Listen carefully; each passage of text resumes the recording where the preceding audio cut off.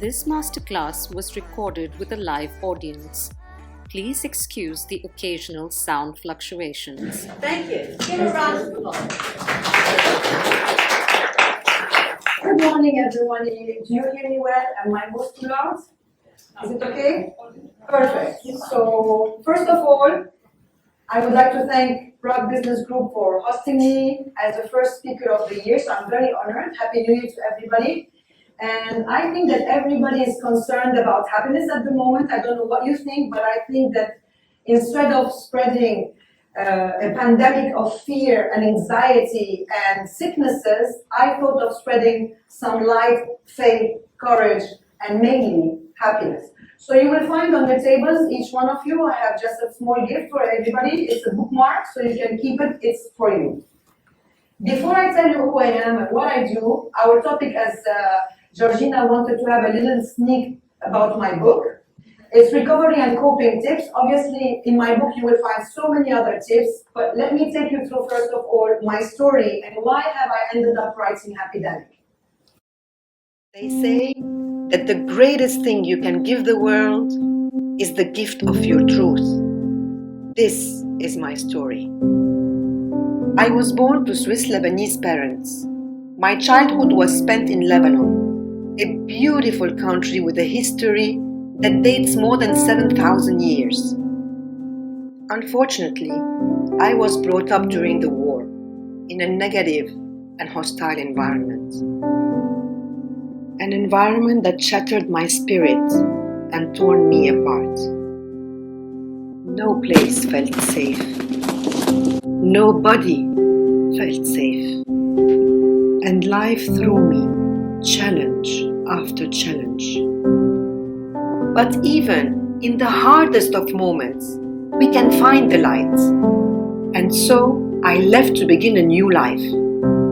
First in Egypt, and then in Switzerland, where I began reassembling the broken pieces of my heart.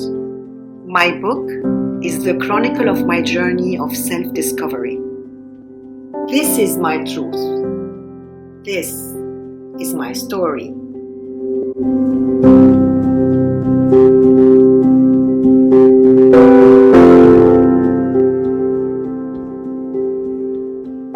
So here you go. This is a little bit about my story. Actually, it's the beginning, where I come from. As you heard, I'm from a father who is Lebanese and a mother who is Swiss, and I would like just to say hello to all my friends who are watching me now from Beirut, from Switzerland, from all over the world. Love you guys and thank you for your support, because we're on live as well. So let me take you through my journey. First of all, as most of you have now, you have a perfect life going, like mine is a perfect life. I'm a happy mother of 2 great children. The challenges, I will take you through the challenges, the major ones in my life, how I touched on several bases the rock bottom, and obviously when you touch the rock bottom, what's next? You can't go lower. So you only have to rise. How I found myself and discovered what are the areas that I can improve and become the person I am today, and what's happening now in my life. So that's my hero journey, my Happydemic journey. So as a perfect life, let me tell you, yes, I came from a country with a hostile environment of war and negative thinking and negative emotions and abuse. But in the same time, nobody could tell that. So I've climbed the ladder, 28 years of corporate leadership. I have been the youngest director of sales and marketing in Switzerland for hospitality. Further then, I traveled the whole world, 14 years of director of sales and marketing, leading top hotel chains. Then from there I said, okay, wait a minute, it's too much, I have kids, somebody has to take care of them, so I moved into the training and consultancy business. I opened my own company in Southern Europe, in Malta, and after a year time, it turned to become the #1 in the area, if not in Southern Europe. So yes, perfect family, successful entrepreneur, 14 years in the training and consultancy firm all over the world, have trained over 7,000 C-level top management to lower management, and you name it. All the ticks were there. But what was really not happening is one thing. First of all, what you see is glittering and gold. I'm sure all of you can relate to that. In the corporate field, shh, Nobody talks about the perfect life and the personal life, right? We are corporate people. So corporate people, we speak about business. Business, my friend, I'm a leader, I'm the CEO, I'm the director, I'm everybody. But who are you deep inside? And that was what was nagging me throughout my life. I was successful, no one could tell what was happening in me, but I wasn't happy with myself. I was at the top, but I was feeling empty inside. So I don't know if anybody can relate to that. So much unresolved baggage and needed to take care of it. And then I said to myself, fantastic, you're number one, on the top, family perfect, everybody's perfect, but who is not? Was me. So then I said, it's useless, pointless to look around for answers, because I tried in my hidden way. The only moment change started to happen is the moment I decided to start looking within me and start from scratch, from piece by piece, building the building blocks that were missing in my life. So awareness was the biggest hat. Getting into awareness and saying, okay, wait a minute, there's a lot of things going on there, and I need to take care of it. So we say, when a problem is well stated, it's already half solved. So the moment you identify it, you're already halfway through. Then you accept. Tough, isn't it? When you're a proud person, ambitious, and you're there, and everybody's looking at you, and you need to be 100% everywhere. 100% at work, 100% at home, 100% with the husband, 100% with the friends, 100% with the family. You need to be 100% everywhere. But within you, the world is down. There's conflict, there's sadness, and you name it. But you cannot show that. Shh. Nobody should know, right? So this is when I started to say, you know what? Time, me time. So awareness, acceptance. But it's not enough. You accept, that's fine. For as long as you do not forgive, and the first thing you need to forgive, or the first person you need to forgive, is your own self. If you don't forgive yourself for not having had the right resources on the right time, then change will not happen. And then the learning and rising strategy that I will be taking you slowly in this presentation. So, touching rock bottom, how far can you go? The only way is up. So you can again build. So that's the way I've built it. So let me give you some little puzzles of my life, quickly. So as I said, I grew up in a hostile environment, which is Lebanon, in the middle of the war.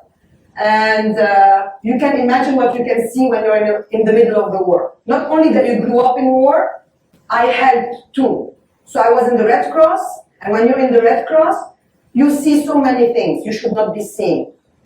I'm not going to make your mood in the morning so hostile, but I want you to just realize how negative the environment was, right? I had a broken family. My parents were divorced, and I was raised with my dad in a Lebanese environment, like many, many years ago. And you're this blonde little girl in the middle of a Middle Eastern country, you know what I mean? So, not an easy one. And not only was I confronted with the war situation, I was confronted with all types of abuse. And when I talk about abuse, I don't mean only verbal abuse. I went even through physical abuse. So, you name stacking emotions, yeah? Anger, fear, insecurity, disability, doubt, sadness, you name it. A bunch of those, huge number of those. But what was really strange in my life were these two near-death episodes that were in my young time. The first one, I was 10 years old. I was injured by a bomb shell fragments. And I was walking with my friend. She was 10 years old, going to school. And here the bomb, choom, falls in front of us. I get injured, and she got completely most of the shells. So I saw her broken down in front of me, and she died in my hands. I still carry this injury in my leg, but I didn't feel it at the moment. So I wanted to just identify with how much negative pain you endure and how you can rise, right? The second one was a car bomb, 2 cars in front of me. I was 15 years old. I was the only survivor in that boat. There was about 70 kgs of TNT. I don't know if you understand how much explosive that means in 70 kilos.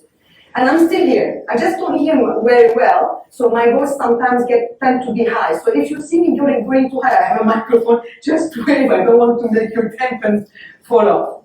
So, yes, you got it. So much unhappiness around and desperation. Just not only for the attention, for the calm, for the minimum, like just live in peace was happiness. So that was my start of research in happiness. The only moment I started building that is when I decided that I had to leave. I was 18 years old, I had nothing in my pocket, I just had very poor baggage, and I just said, you know what, that's it. I traveled, I started working abroad, I started in Egypt, as you see from my story, and then to Switzerland, and here I was starting to build slowly that broken child, complete childhood, and understand, the why I survived. Why twice? What's the message? But I couldn't get the answer yet. I was a bit too young, 18-year-old. Then I went to psychoanalysis, the first building block of the second rebirth. When you talk about all your baggage and get it out. But I didn't know the process. So yes, after 2 years of psychoanalysis, I was like flying over the moon. Yeah, I thought I've resolved everything. No, babes. Why? Because you don't know the process that worked for you to click that change. So I had to understand how to work that out. Because you know what? Your unconscious mind, and I'm sure you are familiar with conscious and unconscious. Is anybody not familiar with what's the conscious mind, what's the unconscious mind? So the unconscious mind is your deepest self, which is your sleeping mind, if you want. I will tell you a little bit more when I'm coming through my slides. But just to tell you one thing, the heavy weight that you have, or the unresolved material that you have, for as long as it's not resolved, it will still pop up, like the popcorn. And I don't tell you when the popcorn goes crazy, what that does. Popcorn machine, pop, pop, pop, pop, pop, pop, pop, and you need to get all this sorted. So that's it. So what happens? Depression, okay? All sorts of little depression. I love that because doctors, when they don't know how to label, they will start with, yeah, you know what, this is war depression. Then the other one can tell you, well, this is maybe, you know what, a seasonal depression. Then they don't know how to label, then they give you other labels. Anyways, I got all the labels you can imagine. So my journey started, not early age, but halfway through by medication. And that was the descent to hell for me. I'm not saying that you shouldn't take medication. Just saying, for me, it was my descent to hell. And back, because that was my great learning. Alternative medicine started kicking in because I wanted to look for other ways to get myself wrapped up, and self-therapy. And this is where I started making my small miracles. Until one accident 2 years ago, when I saw death for the third time. But this one was really for a longer moment because I was really conscious about it. And I said to myself, after I survived falling off a cliff, ending up in a river upside down in my car in Italy, took me 6 months to understand, why again? What's the message? You know what, third time, what do you want from me? Just tell me. And this is where I understood I had to change the main thing in my life, which was starting to take care really of myself, not the world only, myself first, and write this book to help others on their journey to self-discovery, to happiness, to getting out of their chains, their mental chains, and this is how I started. So my discovery took years. So if you can figure out, it's a lot of years, over 30 years of research, right? These are the strategies I have used, or the schools of thoughts. I studied for myself first, to apply on myself, and then I used them in my corporate training, because I was training all types of subjects, leadership, team building. I was specialized in everything that has to do with sales, strategic selling, performance enhancement, everything that make you like fly. So NLP, neuro-linguistic programming, was one of them. Repatterning, so cutting these patterns that we create and we're conditioned with in order to move on. Timeline therapy, I don't know if you've heard about this. Timeline therapy is a sort of working with your memory. Unfortunately, I don't have a lot of time to explain today, but everything is in my book. The third one is cognitive behavioral therapy, and I'm using this one today to tell you a little bit about tips for recovery. Farah Darmani is an Iranian school of thought that works with inter-universal consciousness. Obviously, Eckhart Tolle, what best? Bringing you back to now, power of now. Hypnosis, I'm a master hypnosis person, so I studied it first to work on myself, then for my clients. Nutrition and performance. So I'm a master coach as well from Christopher Howard events in the UK. So all these techniques, I've been using them in my corporate training to make people feel better, right? But the only one who wasn't yet there, I was preaching what I was teaching, but I didn't go to the core of the onion. Something was still missing. But I can say one thing. Thank you, Russell Khaima. Thank you, Pandemic 2020, because you made me fly. No matter what challenges I have, don't think I don't have. I have plenty. But it made me fly. Give me the time to really work all what was still here to work on and rise stronger than ever. And this epidemic is coming. So new me, new beginning. I hope for everybody when my book is out by end of this month or first week of February will be sold as well on Amazon. So you will hear about it on my social media. So baggage, ego-free. I know what I want, which is what? I want to spread happiness and make people understand that it's useless to keep on blaming yourself of the world for not being the person that you want to be. And I'm the best example for that. Love yourself, live happily, and spread happiness. My formula, how did I get there? Anybody loves chocolates? Yes. Anybody loves M&Ms? Yes. My favorite, and that's my formula.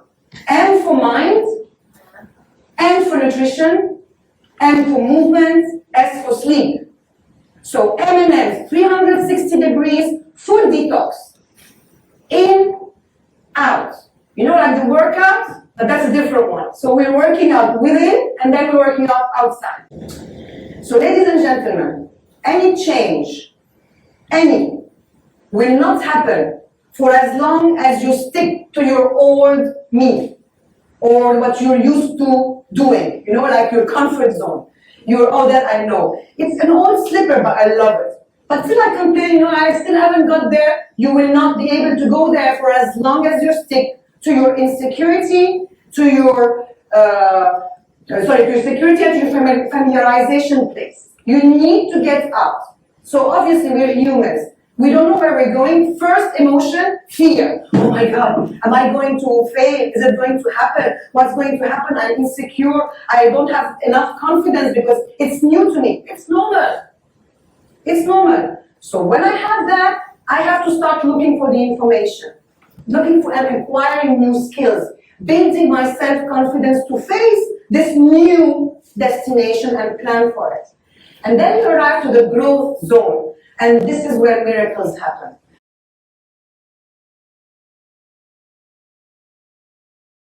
The brain, this is where everything happens, okay? It's your mental map that you have built since even before you were born, while you were in mommy's tummy. I don't want to speak before that. Let's not enter in this, but let's speak from the moment you were conceived. So an event and an information happen, right, outside of you. You start, you visualize it, you hear it, you feel it, you touch it, you smell it, you taste it, and it becomes what we call an internal representation or a thought. And then human beings are meaning-making machines. So what does that mean? Based on what? Based on your values, on your upbringing, on your beliefs, on the decisions you've taken in the past, all these filters that you have in your brain that you're not conscious about, by the way. It happens because you stop them there, otherwise you become insane. So it's all in your unconscious mind as the big box, like the hard disk of your computer. And this thought will give you the emotion. But does fear come on its own, or does it come through a thought, something that you thought of that created the fear? Some negative, obviously, otherwise you wouldn't have fear. So it can be anything that you are memorizing or re-visualizing in your mind, or something that you have seen that created this fear. So it is a state of mind that will then do what to you instantaneously? It will be on your body. Body language, voice, choice of your words. And all of this are interlinked. You can change physiology to change the way you think, but that's a short-term one. You could change the way you feel by dancing on a music you like and boosting yourself up. That's another short one. The best work you could do, ladies and gentlemen, is digging in your own mind and becoming its best friend. And stop looking for the best friendship only outside. So this will create a behavior as a result, and action and reaction, results and performance. So all lies in your mind. I love this analogy to make it simple for you to relate. Imagine a ship, big ship on the sea, where you have the captain and you have the crew. Who's in charge of the ship? Captain or crew? Captain. Captain, perfect. What is in my mind the captain, in your opinion? Who's the captain? The captain is the one who's going to give you direction, correct? Who's going to tell you go right, left. This is the logical step. These are the steps and procedure. This is the awareness. This is the focus. So that is your conscious mind. It's the captain on board of your mind ship. Who's the crew? This is all the resources that you have and you built and you have stored in your deeper level, which is the unconscious mind. So what happens if captain and crew do not communicate well together? Worst, they fall from respect to each other, mutiny. What is the worst case scenario? The ship will sink. So that's the same thing in your mind. If your conscious mind and unconscious mind are not friends, you're not congruent with what your goals are or what you want to do in life, change will not happen. So I've chosen 4 thinking errors or destructive thinking. Anybody relates? Comparison. Comparing ourselves to Tom, Dick, and Jerry, and what he has, I don't have, how she is and I'm not, all these things. Expectations. Mind reading. Oh, he's not smiling, he must be thinking this. So I'm becoming, like the fortune teller. I know what he's thinking from his mind. Blaming. Wasn't me sort of thing.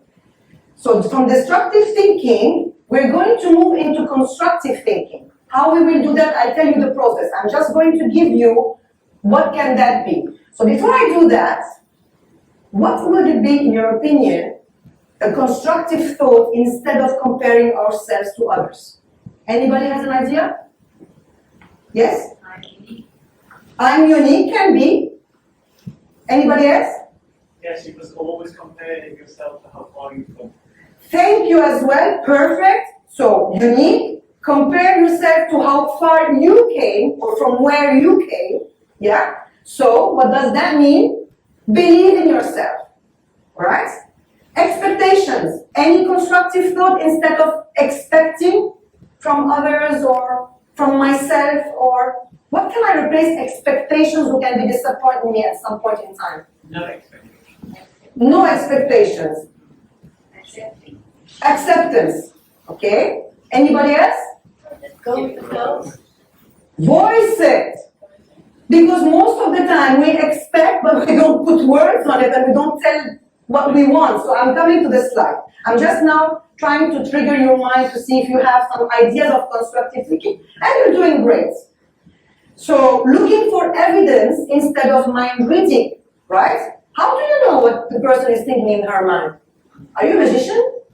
No, you're not. So check for evidence. Ask to make sure that you're on the right track. Blaming. What can I do instead of blaming? Own it when you're in control. So let's talk about these 4.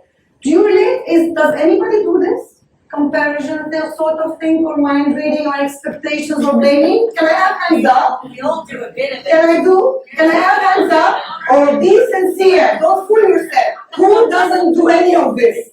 Who doesn't do any of this? You see, it's human. Yeah. Because we're not taught how to change. Because this is conditioning, by the way. You're not born like this. You've just carried this along the way. Comparison, I said, is your worst enemy because it's pure pain. You will always look at what others have, are, that you are not. So what are you focusing on? We focus on negative instead of positive. What you're doing? Yes, but what you will end up having at the end of the day when you're comparing yourself? Nothing. Nothing. Nothing. You're only going to have more of that. Pain. So, as all said, and I thank you, believe in yourself that you can do, where you come from, appreciate what you have.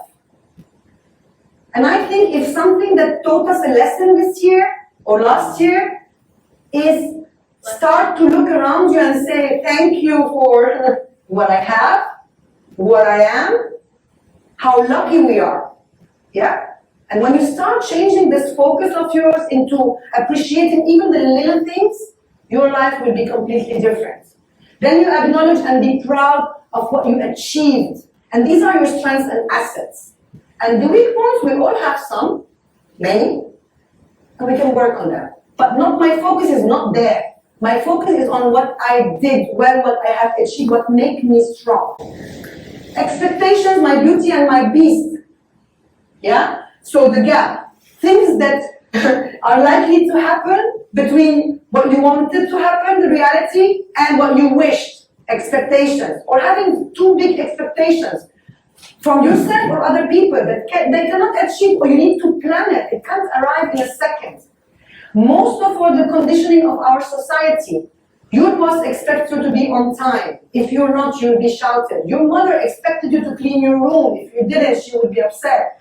All these expectations from the social economy, media, schools, and so forth, that conditions our thoughts. And the worst scenario is only disappointment, when you do not say what you want people to do. So what happens? How can you expect your friend or whoever in front of you to do what you want if you don't tell them what you want? I give you a pure example to make you a little bit laugh, not to make it so serious, is husband and wife. The wife feeling cold. Oh, honey, I'm so cold. And the husband say, you should have brought your jacket. And she would wear, oh my God, frustration rising. He's so absent, non-emotional, he could have given me his jacket. So he's not the same thinking that you have. He doesn't have the same upbringing than yours. His mind doesn't function in the same way you do. So why don't you just voice it to him and say, honey, I'm feeling cold, can you give me a jacket? Or hold me in your arms if that was what you wanted. So you end up very disappointed because the person didn't react the way you wanted. And this is just one example. And I'm sure you are relating to many in your minds. So happiness is reality minus expectations. And if you want something, just voice it. Tell people what you want exactly, so that people can give you what you're looking for. So it wasn't that things were harder than you thought they were going to be. It was that they were hard in ways you didn't expect. And that's growth. Mind reading. Imagining and assuming you know what's happening in another person's mind. Constructive thinking. Check for evidence. How do you know that what you're thinking is right? Ask. Ask, because then you will build your mind. For example, you woke up this morning, your wife didn't smile at you, and she seems to be grumpy, but maybe she has something else. Maybe she had her period this morning. How do you know? And then you go ahead, oh yeah, here she goes again in the morning, and she's not in her good mood, right? How do you know? Maybe she dreamt about something that night that kicked her in the morning with a bad mood. So instead of doing that, why don't you check and ask her, is everything okay with you, babes? So simple. But we don't ask. We're scared to ask. Is there another explanation of that? That's what I was trying to say. Blaming. Wasn't me. You know the song? Wasn't me. Yeah, that's typically it. It's not in my control. I have nothing to do about it. Comfort zone. Yeah, no action, right? Planning to fail. It's the environment, it's the weather, it's the traffic. Whose fault is it if you arrived late at work? Yeah? Traffic? Wow, that's the best excuse I've ever heard in my entire life. Whose fault is it if you're late? Your alarm clock went late? You're in charge of that. For example, blaming others for unhappiness, the environment for unhappiness. By the way, you have a choice. We differently from animals. We're so lucky we can choose. When we're in control of something, we can choose the way we want to perceive it. Whether we want to perceive it as half full or half empty. And work on it. It's your choice, like mine. I could have stayed in Beirut, crying on myself, blaming the war, blaming my politicians, blaming my family for my unhappiness. I could have. I didn't. Age 18, young kids, that days, no money in the pocket, with the luggage, I said, whatever will come, I'm going for it, right? So it's your choice. You need to get off your comfort zone. So what is the solution? To every cause, I'm sure you heard about this equation, and by the way, this is the equation that changed my life, which is stopping to blame everything and everyone and finding excuses why you didn't achieve your budget, why you didn't fill up the hotel, why you didn't make the performance as it was supposed to be, and blah, and blah, and blah, and blah. How easy is it to find excuses? Tell me. Why you didn't achieve? How many excuses can you find? Because, right? If you are at that part of the chart, there's no way you will have performance, there's no way you will meet your budget, there's no way you will get to what you want. Because you are in the problem. When you are in the problem, you don't see anything else but it. So you can blame, you can be the victim, you can do, it's not my responsibility, it was the fault of the employee, or I don't know, the plane didn't land on time. You can always find excuses for everything. There's so much we can find. What is harder is to go and say, what is my part in this? What's my accountability? Even if that is not your fault. Even if it's not your fault. Maybe you've done it unconsciously. Maybe your body language sent a wrong message. You don't know. But putting yourself in the part of the ownership and responsibility place makes you get to the solutions. So you own your choice, you take action, it's me, not me, and I will get to my result. This is the base of empowerment that in corporate companies, unfortunately, we are still far away. Because if you go to the boss and the boss says, okay, why didn't you achieve the budget, starts the because, rather than saying, how are you going to make sure you achieve it next time? Simple, yeah? I'm giving you just a sort of an example in terms of just business-wise. So that is one of the equations that, for me, metamorphosed my life.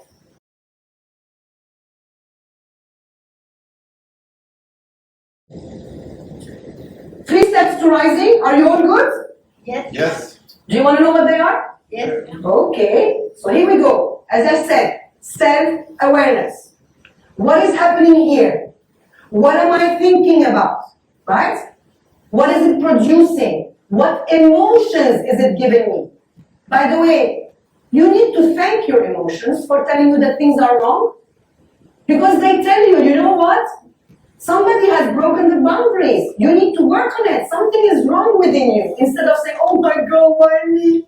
Why? Why again? You know? Thank your emotions. They are your thermometer for telling you when things are on track or off track. So what are you producing? Becoming aware, but this needs courage. This needs work. So it's an additional work. Yes, I know, guys. I'm really sorry. But this is the best you could do to yourself, is becoming aware of things that are not working well, identifying them, and taking the right coping strategy to get to that result. And give you an example. Can you all now imagine, we are in this room, but it's so dark. Can you visualize this? Just imagine in your mind, Imagine you are in this dark room of life. It's all black, black, black, black, black, black. And you have just one flashlight. And this flashlight is flashing in this dark room of life. How much light do you have? Maximum of this? Yeah? That light in this dark, dark room, like the photo shows you here? Well, this is your reality. It is not the reality. The reality is that there are so many options in this dark room of life that you can turn your flashlight and move all over the place with it, and you will have new opportunities coming your way. Does it make sense? Yes. So this is your conscious mind. This is the unconscious mind. This is your reality. This is the reality. Second step, self-leadership. The first thing comes is self-control. When you are facing any kind of crisis, the most important is to gain back the control of your ship, because otherwise the ship will sink. So again, by becoming aware, controlling the emotions, identifying the emotion, and regulating it, which means what? Need to work on it, detach from it, and we will do an exercise later. So self-leadership, gaining back control of the ship, understanding what's not working, planning, and you have 3 hats. Think, plan, do. Repeat.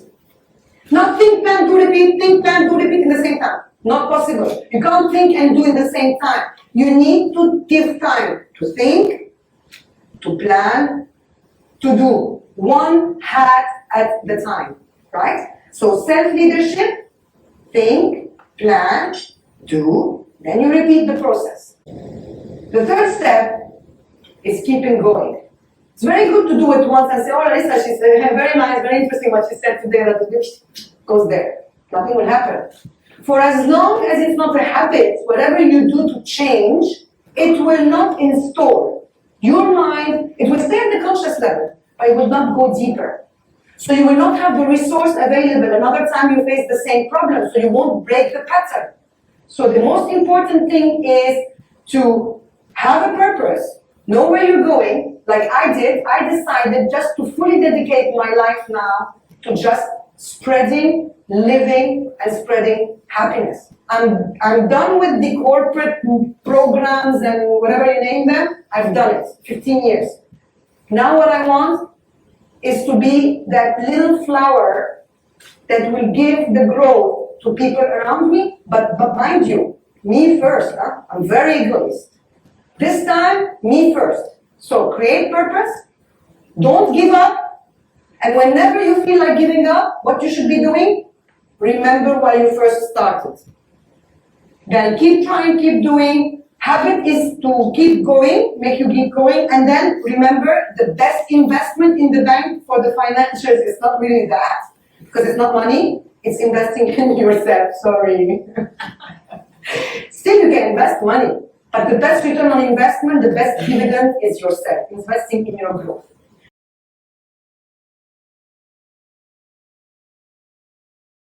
Time for you to do an exercise. So we are on the Happydemic Traveler plane. This is a technique I have adapted from timeline therapy, just to give you a flavor of timeline therapy, and it's emotional detachment. So the first thing I would like you to do, ladies and gentlemen, is identify in your mind, I don't want to know about it, just in your mind, if you want to write it, it makes it easier for you, identify a problem you are living at the moment. Second step, check how you feel. When you think about the problem that you identify now, just concentrate, check your feelings. How does it make you feel, this problem? If anyone cannot, you just make me a sign. I need to know if you're there. Everybody has the feeling? Perfect. You take this problem and you drop it on the tarmac, leave it there. You are in the airport. The problem is on the tarmac. Are you all there? We leave it on the tarmac. Perfect. Close your eyes, all of you. Keep the problem in your mind. You have left it on the tarmac. plane is going to kick and leave Earth. And here we go. Speed is up, and the plane is going up from Earth 10,000 feet above Earth.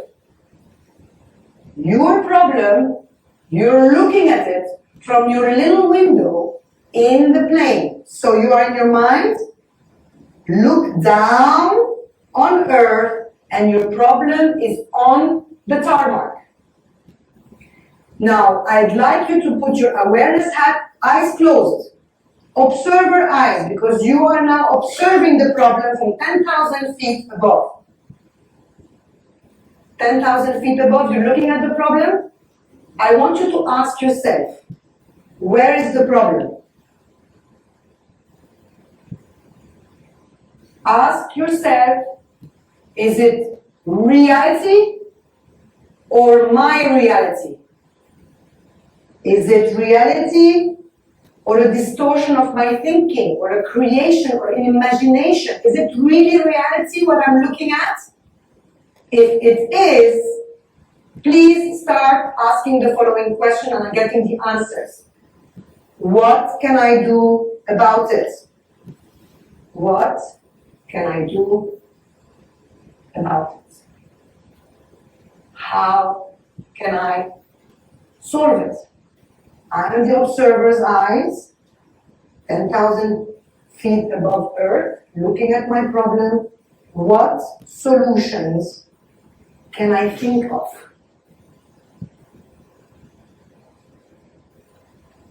When you have, slowly, you open your eyes and you come back to the room. Don't wait for the perfect moment. Take every moment you can in life and make it perfect. Because the moment you have no more life, there's no moments.